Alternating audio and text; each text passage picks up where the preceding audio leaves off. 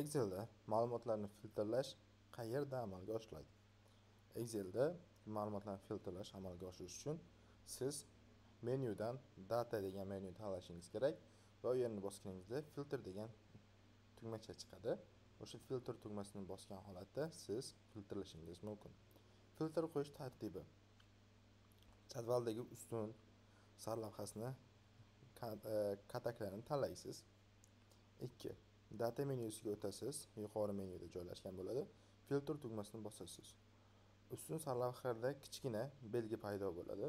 O'sha belgini bosib, kerakli shart bo'yicha ma'lumotlarni filtrlaysiz. Misol uchun, u yerda ism, familiya bo'lishi mumkin, yosh bo'lishi mumkin, bir xil raqamlar bo'lishi mumkin. Shu bo'yicha, misol uchun, ma'lumot qiymatlari, matnlar, sonlar, sanalar bo'yicha filtrlashingiz kerak bo'ladi. Filtrlash nima uchun kerak?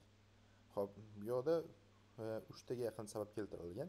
Jadvaldagi ma'lumotlarni tezkor tahlil qilish uchun, misol uchun siz qanaqadir tashkilotda ishlaysiz va sizga 11-sentyabr 2022-yildagi ma'lumotlar kerak bo'ldi. Xuddi shu holatda siz o'sha ma'lumotlar bazasidan filtrlab o'sha sanani qidirasiz va o'sha sanada nechta ma'lumot bo'ladigan bo'lsa, siz ko'rib chiqasiz. Chunki ma'lumotlar bazasida milliontadan ko'proq ma'lumot bo'lishi mumkin.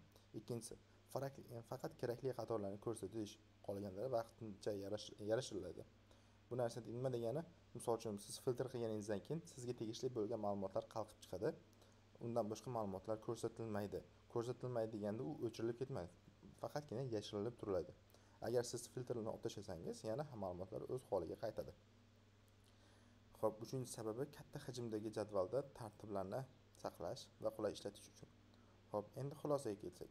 Filtr funksiyasi Excel'ning data menyusida joylashgan bo'lib, ma'lumotlarni tezkor saralash va ko'rib chiqish uchun ishlatiladi.